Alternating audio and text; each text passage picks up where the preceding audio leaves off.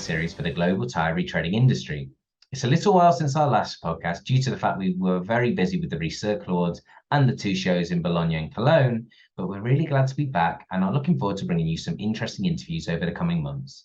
As usual, I'm joined by my father, David Wilson, publisher of Retreading Business. Hi there, David. What is the topic for today's podcast? Thank you, Richard. Well, our activities at Bologna and Cologne certainly gave us plenty to write about. Usually at this time of the year, we attend the BIPAVER general meeting, which historically has alternated between the 2 shows. For the last 3 years, this meeting has been held virtually in 2020 and 2021 because of COVID, but this year the clash between the 2 shows meant that it was decided once again to hold an online meeting. This year, however, we saw President Jukka Lankalainen step down after 2 years' service to be replaced by Guido Gambassi from the Italian Trade Association, IAP. Guido takes over at the helm at a particularly busy time for BIPAVER, as we shall find out. Excellent. That is most definitely a topic that will be of great interest to our readers, especially with regards to BIPAVER's views on what the industry can do with regards to mitigating the negative effects of anti-dumping and anti-subsidy legislation being overturned. So let's go over to IAP's headquarters in Bologna right now for that interview with Guido Gambassi. Today, we're going over to Italy to Guido Gambassi from the Italian Retreaders Association, IAP.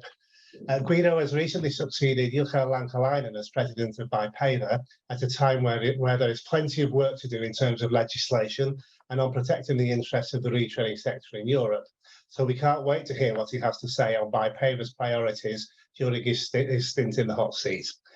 Good afternoon, Guido, and welcome to the Retreadcast. Good afternoon, David. Thank you very much. Not at all. Firstly, congratulations on becoming president of BIPAVER for the next 2 years. Perhaps you could start by telling us how you perceive the importance of BIPAVER to the European retreading industry, and what are your personal aims for your period as president? Thank you very much, David. From the first moment I started working in this sector, which was about 8 years ago, I soon understood that BIPAVER plays a role of fundamental importance for the European industry, both in overseeing the development of the technical regulations of the sector, and also in terms of political representation as a trade association. And it's clear that over the years and decades, the work of BIPAVER has created an important added value for every single company working in the retreading sector in Europe. And now, in a moment of fundamental and crucial importance for the implementation of the ecological and energy transition, I take the role of president with the aim of keeping the attention on the circular economy and on retreading even higher, and stimulating in this direction the public decision makers, besides the entire mobility and transport industry, and even the new tires manufacturers about the role of retreads. Okay, so what would you say are the key areas of technical work for BIPAVER for the next couple of years? Yeah, at the moment, several technical regulations are being developed or updated by ETRTO or other parties at the GRBP. And all modifications that are relevant for retreads needs to be constantly transferred into regulations UNECE R108 and R109. And with specific regard to retreads, I would say that the most important works at the moment include the revision of the R109 regulation for the part relating to the type of approval of retreads with the Three Peaks Mountain Snowflakes marking, and the implementation of TBR retreads into the European labeling regulation, which, however, at the moment is still far behind the times.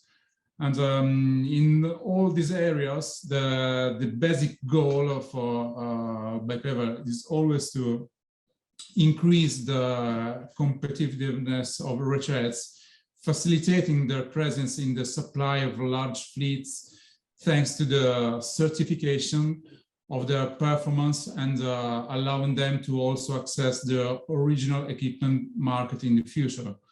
And obviously, in this process, BIPAVER always tries to facilitate at the same time the practices for the retreaders so that they are not excessively burdened by the new procedures. Okay, thanks for that. So I wanted to talk about the fact that BIPAVER has now been formally registered as an EEIG, which is a European Economic Interest Group, for those who don't know the acronym. So what were the reasons for BIPAVER going down this route, and what would you say the benefits are? Well, this is a fundamental step and a very important condition for BIPAVER to be able to fully exercise its role of interlocutor for the European Union at the political level and at the UN ECE for all the technical regulatory issues. This recognition, in fact, will give the association the opportunity to be officially involved as a European organization within the committees organized by the Commission and by the various directorates general. So in conclusion, this will allow BIPAVER to strengthen its institutional dialogue at overall European level. Okay, so next, could you please bring us up to date on the current status of the appeals related to the reopening of the anti-dumping and anti-subsidy investigations? So how important is it for the retreading industry that it succeeds in maintaining some level of additional duties on Chinese truck tires, would you say? Yes. Well, the latest update is that on July 8th, the European Commission has published the notice of reopening the anti-dumping and anti-subsidy investigations concerning the regulations annulled by the ruling of High Court of May 4th. And this means that the Commission did not consider it appropriate to appeal the ruling of the High Court, but at the same time, it intends to correct the calculation errors underlying the duties introduced in 2018, and then return to applying the anti-dumping measures at new levels. In fact, the purpose of these new investigations is to recalculate the level of duties using an adapted method in line with the rulings of the High Court decision. And the Commission has ordered also to the registration of the imports from China for a period of 9 months. So it is possible to assume that within this period, it may be able to conclude the new investigations.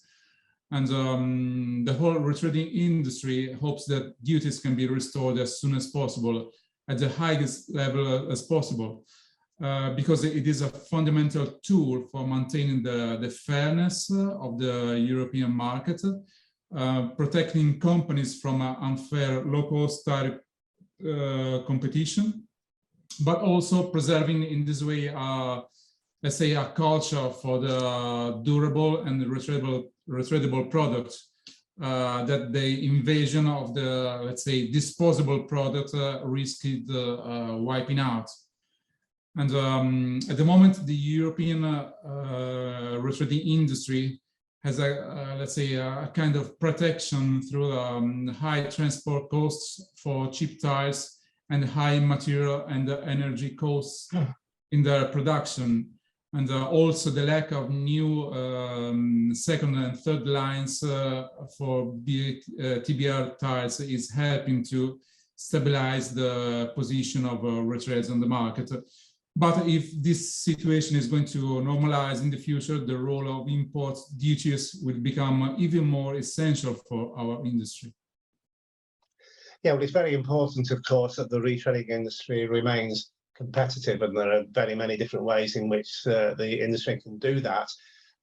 One of those ways is with government help. So what I wanted to ask was, how can BIPAVER work towards helping the retreading industry benefit from environment-related tax advantages being implemented within the EU? Well, the European directives on the circular economy issued in 2018 already provided for the possibility of applying tax advantages to encourage circular economy practices.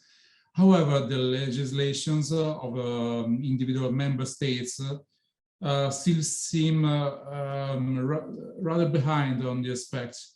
And I think BIPAVER can work, perhaps taking advantage of its new EEIG status, to stimulate the issuance of more precise and stringent rules by the European Union.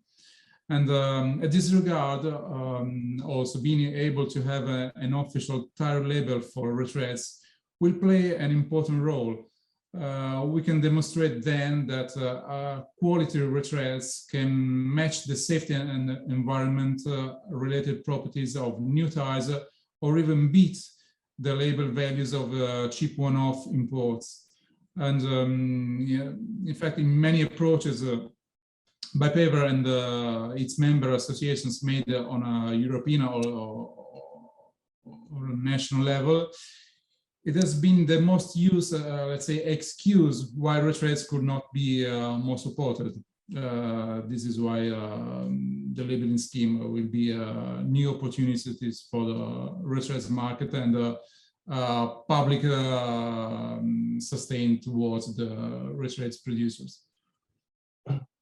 Okay, finally, and I know this is a tricky topic for you as you wear two hats on this issue, but this year we saw a clash between Europe's two main tyre trade shows.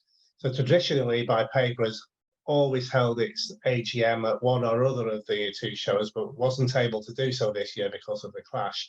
So wearing your BIPAVER hat, what are your hopes with regards to being able to recommence holding BIPAVER meetings in conjunction with key industry events?